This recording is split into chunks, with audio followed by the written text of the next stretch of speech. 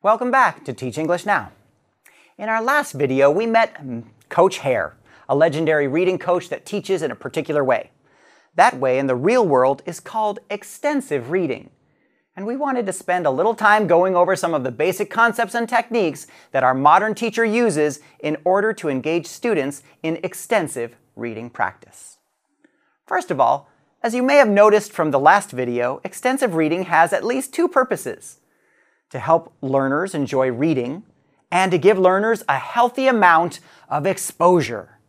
While some critics, as our reporter suggested, tend to feel that just giving students a lot of free time to read is a somewhat lazy approach, advocates of extensive reading are insistent that helping learners develop a passion and love for reading is crucial for a lifetime habit of reading.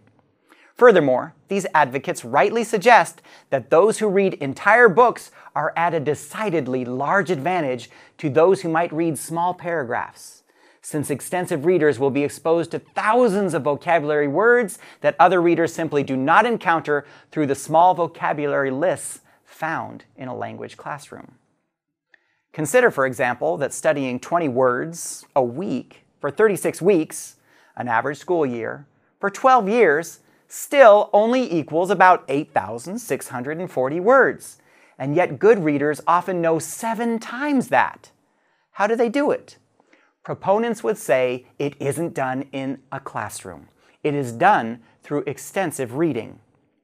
In 1992, Anderson and Nagy reported that if learners read 25 minutes a day and learn just a few new words that they are unfamiliar with, that they will likely learn 1,000 new words in a single year. That is some serious speed.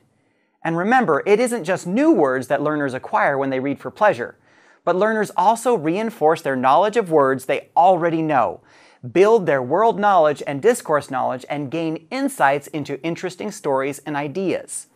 Extensive reading is an exciting part of a language learning environment. But how does a teacher create an extensive reading environment? Here are a few techniques. Newspaper corners. Many extensive reading coaches tend to provide newspaper or newspaper links to students that they must read for homework. Students are allowed to choose whichever article they want to read and study. Students are required to report on their reading when they arrive in class, either in partners or in groups. Students may also be asked to summarize or paraphrase their findings. A teacher may invite several students to share what they found on any given news day, and share his or her insights into the news as well. Several websites provide easy, intermediate, and advanced versions of the news for ESL readers. Reading zones. Setting up a reading zone is a way of creating a comfortable space for learners. A reading zone might be an entirely separate room at some schools where reading in English is encouraged. There might also be movies and games to encourage language learning in general, but the concept of a reading zone is that it serves primarily as a comfortable place where students can read. This is different from a library in that it should feel like a space that students can let their hair down, so to speak. Beanbag chairs, comfortable couches, and walls littered with books, colorful posters, and even competition charts to encourage students to outperform each other, like a summer book club for those of you who know what that means. Reading logs. Giving students a goal other than reading comprehension can shift their focus away from precision and towards something a bit more relaxing and exciting. Number of pages read. By encouraging learners to expose themselves to language, learners tend to find books that interest them and read at a faster rate. By having classroom goals or competitions, I used to do competitions every Monday, students can be further motivated to achieve a goal or to win a prize. I once promised my students that if they all read over 200 pages a week, collectively, I would do a samba in the middle of a busy street. Did they do it? They sure did. Did I do it?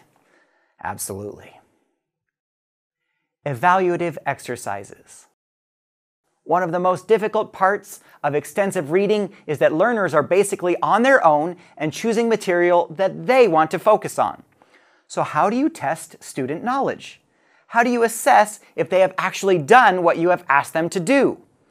Most evaluative instructors use book reports, outlines, and presentations to help learners demonstrate the knowledge they have gained from extensive reading. A book report generally consists of a summary of the main ideas of the reading. However, a book report can also be much more. It can be an exploration of a favorite character, the setting, the historical background, or other details from the reading. It could also include a short discussion of a favorite scene, an opinion about the reading, and any number of questions you wish to ask in the book report. There are a number of book report templates to choose from online, and we recommend you find one that allows you to feel comfortable with the amount and quality of the work necessary to prove that they have truly done the reading. An outline is another way of inviting learners to show their knowledge of the reading. Asking students to fill out an outline gives them the experience of learning how to distinguish main ideas from specific details, and can give them experience in learning how different forms of discourse are organized. I especially like asking learners to create outlines for newspaper articles or for professional writing, such as description, narration, exposition, and argumentative essays. Presentations are also useful ways for learners to demonstrate their knowledge of a book.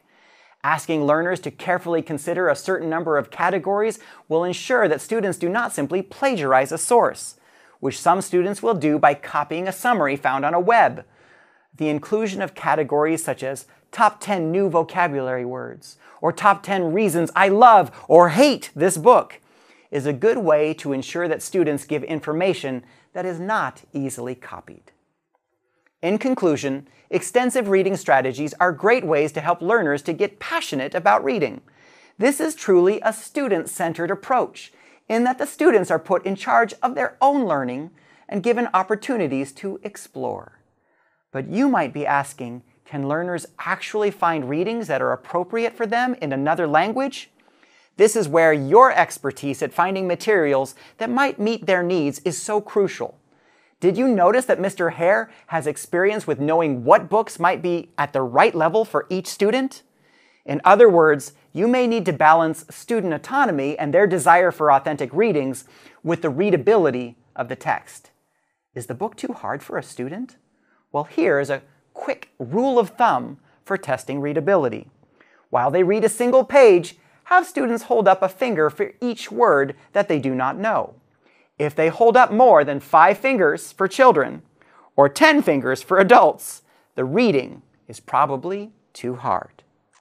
Finally, you may also have noticed that some of the criticism leveled against Mr. Hare is that he is a lazy teacher. And there are no doubt some teachers posing as Mr. Hare that simply have students sit quietly at their desk while the teachers themselves take a nap. When encouraging students to read extensively, you may wish to spend time individually with students, calling them up and asking them about their interests, their ideas, and what kinds of readings you might want to recommend for them. All in all, I love extensive reading. The very concept of a learner as an explorer, trying to understand the world through reading, is an empowering and motivating one. And extensive reading, when done right, can help to inspire a curiosity and a desire to understand the world.